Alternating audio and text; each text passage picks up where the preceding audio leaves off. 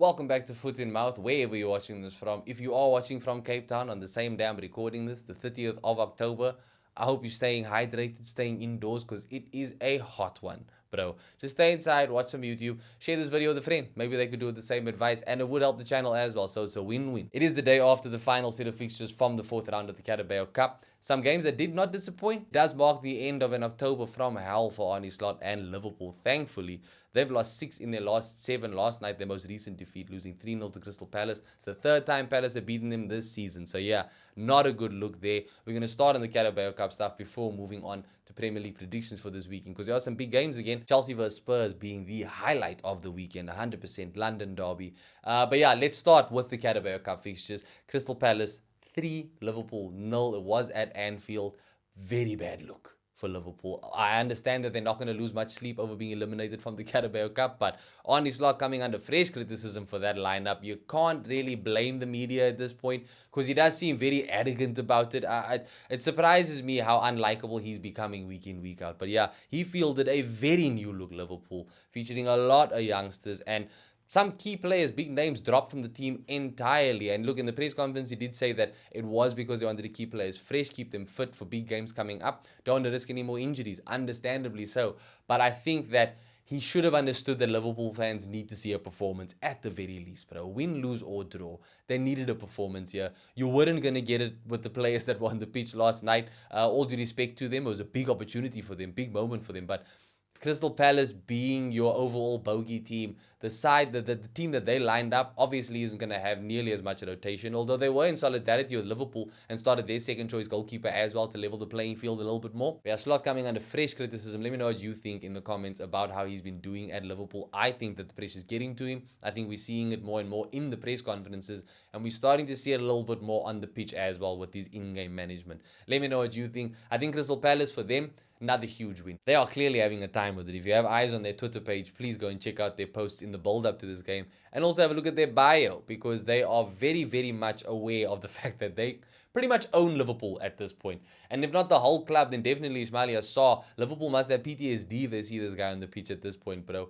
3 games in a row now where this guy has put them to the sword. Last night he scored a brace against them. Yeremy Pino putting it all together with the third goal. I think Yeremy Pino still very much an underrated gem of a signing for Palace in the last transfer window. Good to see him delivering some goals now. But yeah, I think Crystal Palace onwards and upwards from here. Doesn't help that their only reward for beating Liverpool is going to be a trip to the Emirates to play Arsenal in the quarterfinals, but they'll go in there knowing that they have a chance. It was very difficult to beat them in the Premier League lately, so they know what to expect. But yeah, big win for them last night, big loss for Liverpool. It has to work out. He rested all those players for upcoming fixtures. This weekend is Liverpool versus Aston Villa. It's going to be a tough one, but they need a result. Otherwise, you rested the players for nothing, and a very winnable competition you just let slip through your fingers out of pride, or I don't know what it is at this point, bro. He just needs to wake up on his slot. He needs to start doing the simple things right again, and he needs to get performances on the pitch. Virgil van Dijk needs to step up to the table. They need a captain. The club absolutely need a captain, and I think that right now they are without one. But let me know what you think from the Liverpool versus Crystal Palace game last night. Arsenal had the complete opposite October to Liverpool. You know, we went first English side in top flight history to win 6 in 6 across all competitions. We conceded 0. We scored 12 along the way. Brighton, the latest victim, we beat them 2-0. Lots of rotation from Matete here as well, from front to back, which is what I wanted to see. It was basically a full B team of Arsenal, and that B team is better than most clubs' A teams. No set piece goals to talk about here, unfortunately. Just 2 very good, well-worked open play goals from Nwaneri and Bukayo Saka. The Nwaneri goal in particular, the build-up to it, such an Arsenal goal. One of the most beautiful back-heel passes you will ever see from Mikel Merino to set up Miles Lewis-Kelly, who teed it up for Ethan Nwaneri in the box. Quite a tight angle for him to score at. I think that I was quite surprised that he did put it away as effectively as he did. He had to shoot it across the face of the goal, but there were a lot of Brighton players around him, in and around that box. So yeah, good goal from him. Second goal came from the hard work of a very surprised Arsenal debutant. We have an academy striker up top for us, Andre Harriman and Noose. I will learn how to say your name properly, bro, because it's very clear that you've got a future at this club. He looked good, especially off the ball, looked very good. But yeah, the Saka goal came from him being put through one-on-one with the goalkeeper thanks to a brilliant run and pass by Yuri and Timber. 1-on-1 with the goalkeeper, takes his shot, but Jason Steele denied him, but the ball just fell to Bukayo Saka, who was close by. And yeah, he put it away comfortably. So 2-0 to the Arsenal. and a very, very good performance, I think, considering that there were a lot of players there getting some minutes for the first time or just getting very rare minutes. We saw a start for Nkapie, which I was expecting, and he looks genuinely like a left-sided Urian Timber, which is crazy to say when you know how good Timber is. We saw a start for Ethan Ranieri, which I wanted. I said that he would deliver a goal or assist. If he got that start, he did just that. But the star of the show, hands down, Max Dowman. 15 years old, becoming Arsenal's youngest ever starter in a competitive game of football. This kid is just chaos in motion. Almost won a penalty for Arsenal again. I feel like every time we see him, he either almost wins a penalty or he does win a penalty. He is just sensational, bro. Sky's the limit stuff with this kid. He is embarrassing grown men on the football pitch. And I think that Arteta's got to squeeze him in anywhere and everywhere that he can. Obviously, he's only 15. He came off with some ice on his knee, which is always a worry to see, especially at his age. But yeah, I think that Arteta, keep managing him the way that you are. Keep him happy. He's obviously signed his scholarship deal with Arsenal. All the talk is that he is primed to sign his first pro deal with Arsenal when he comes of age as well. Just keep him happy, because there's going to be an endless line of clubs wanting to snap him up if things start to get a little bit shaky between the player and the club. So I think that it was a really good performance from him last night. It's just another example of why so many Arsenal fans are excited about this guy's potential. Another really good sign for me from last night's game was the fact that when Arsenal did bring on some of the more first team regulars, we brought on Bukayo Saka, Urian Timber, Declan Rice, Gabriel. Once we brought these players on, you could actually see and feel the step up in quality. The minute those players came on, the game just became a way more comfortable affair for Arsenal. And I lost any and all nerves about conceding a goal. Brighton did create more chances against us than I think anybody else, probably this season. 18 shots on target. Kepa had a lot of work to do in goal, but he did keep a clean sheet. I didn't expect a clean sheet from him last night, but it's good to know that he has that in him. I still think that he is probably the best backup goalkeeper in the league. I once thought it was Mamadashvili until I'd seen recent performances from him. So right now, I think Kepa is holding on to that title very confidently. And yeah, solid win for Arsenal. The next round of the competition, we are playing against Crystal Palace. Not the easiest game for us, but the fact that it is a home draw, I think bodes well. And clearly this B team has enough about them to carry us over. I think that Arteta will have to start some stronger players in that game though, because in the quarterfinals, you're that close to a final. Can't afford to drop it now. Newcastle and Spurs almost turned into a boxing match thanks to Joe Linton and his antics. On Joe Linton, I think he is genuinely the most unlikable player in the Premier League. He gets away with so much in the league, especially at St. James Park. And last night, it was just more of the same, bro. He made a terrible challenge on Mohamed Kudus. Shout out to Kudus, though. I think it's been a long time coming for someone to really stand up to Joe Linton. And yeah, he tried to, add insult to injury with how they were getting up from the ground after the tackle. Just Joe Linton knew exactly what he was doing. I'm just glad that Kudus didn't take it. And the fact that Kudus and Joe Linton got yellow cards, I think that's a real bad sign from the ref. There was only one person deserving of a card there, and it was Joe Linton. Let's be real. It was actually a lot of cards in this week, to be fair. I didn't mention it, but in the Liverpool game, there was a red card for them as well from a youngster. Amara Nalo, I don't know how to say his name, but yeah, he's made two appearances for Liverpool so far, got a red card in both of those appearances. Bizarre stat. But yeah, Newcastle, they did get the win. Nick Voltemade getting the eventual winner of the game, 2-0. And Spurs, there was a lot of rotation on their side, more so than what we saw from Newcastle. So understandably, they were going to be weaker. I also don't think that Spurs are going to lose sleep over being eliminated here. I'm just very disappointed that Newcastle got to leave with smiling faces, bro. I can't stand Joe Linton. But yeah, on the situation of cards still, we can't talk about red cards without talking about Chelsea. Even though they did get a win last night, beating Wolves 4-3, there was a red card for Chelsea. Liam Delap, newly reintegrated into the team from his injury, he got 2 yellows, stupid challenges. Enzo Maresca said as much in his post-match interview as well. And I think he's mostly annoyed by the fact that means that Delap is suspended for this weekend's game against Spurs. So he's put his team in a real bad situation. But at least Chelsea got the win last night.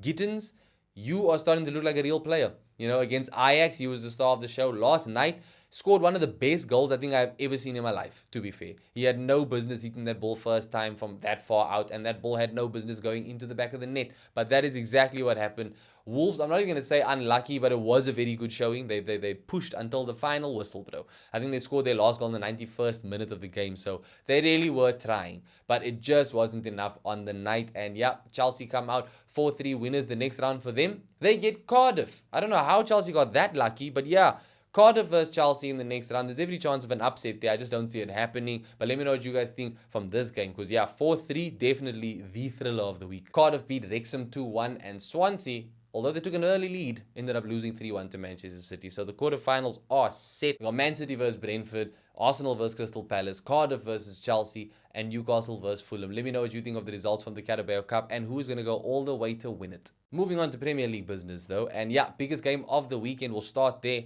Spurs versus Chelsea. Once upon a time, Chelsea players used to call Spurs ground 3-point lane. I don't think that is the case anymore because Spurs defensively, they look all right.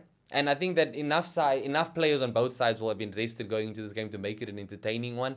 I think both sides are also very due a big statement win. It would help Spurs. They are third in the table right now, so they're definitely not going to want to lose. But if you beat Chelsea now at home, that can be a big boost for the rest of your season going forward. I think that both of these sides are going to cancel each other out. I think Thomas Frank knows how to grind out results. I think Enzo Maresca, that absence of the lap is just going to hurt, bro. And yeah, the sporadic nature of how Chelsea perform. Look, Chelsea's best bet, you got to start Gittins, you got to start Estevao. You have to absolutely start those two. Do not start Garnacho. Don't let him anywhere near this Chelsea team, especially against Spurs.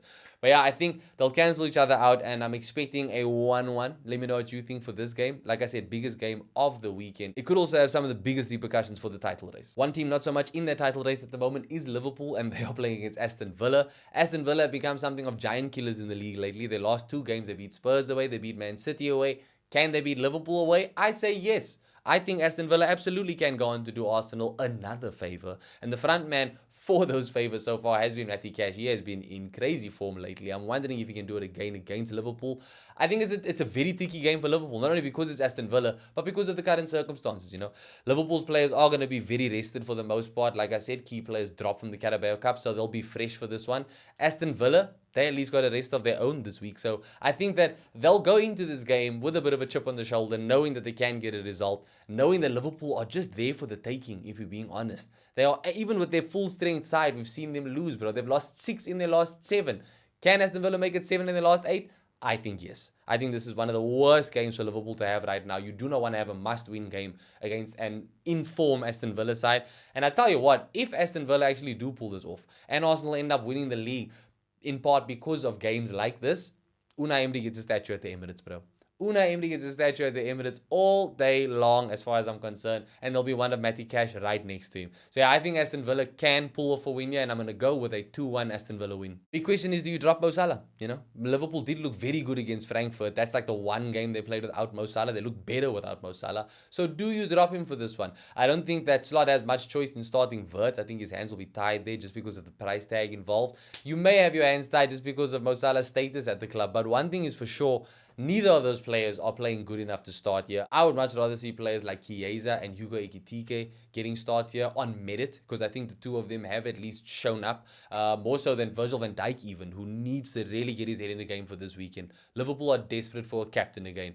But yeah, let me know what you think. Should Mo Salah be dropped for this one? Man City are on the cusp of a title challenge, but dropped points last week unexpectedly, so they do need to turn things around with another win, as is always the case in the Premier League, especially when you're a big club. And they are playing against Bournemouth, so not the easiest game. Bournemouth currently second in the table. Man City not very far behind points wise. So I think that Man City will know that they are playing against a team that A, they should be beating. They are Manchester City, all due respect to Bournemouth.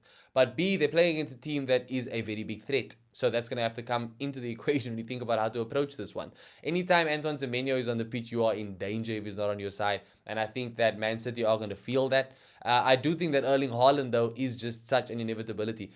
Aston Villa managed to stop him from scoring. Can Bournemouth do the same? Because so far, if you can stop Erling Haaland from scoring, you can stop Manchester City from winning. And that being said, I unfortunately don't see Bournemouth being able to pull it off, and I am unfortunately going to go with the Manchester City win here. I hope I'm wrong, but I'm saying 2-1 Man City. Arsenal are going to Burnley, Turf Moor. It's going to be tough, It's going to be another game of us playing against 11 people behind the ball. Low block FC, that's all we seem to play against right now, and people will continue to, for some reason, criticize Arsenal playing boring football. Never have anything to say against the people we're playing against, though. But yeah, I think this is going to be a tough one, but luckily, all of Arsenal's players, at least the ones that aren't injured, are fresh, they are fit, they are available. And I do not see any hope for Burnley walking away with anything from this game, if I'm being honest. I think it may take another set piece or two to get a win here, naturally playing up against a low block. But I do also think that we are getting better at breaking down low blocks. And with players like Ethan Ranieri doing what they did against Brighton last night, he is someone that I think you will look to in a game like this, a player that can make the most out of very little space.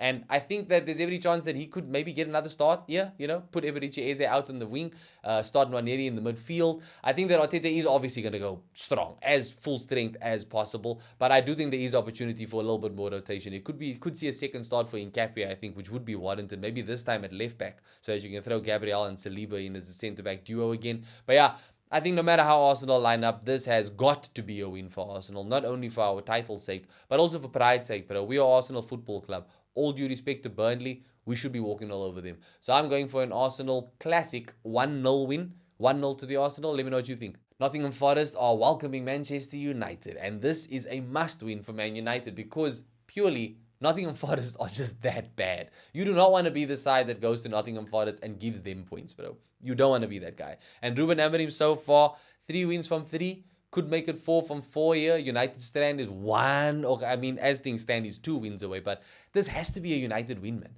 And if they do get the win here, then yeah, 1 win away from United stand finally cutting his hair. The only problem there, that 5th game is against Spurs. And we know how Man United do against Spurs.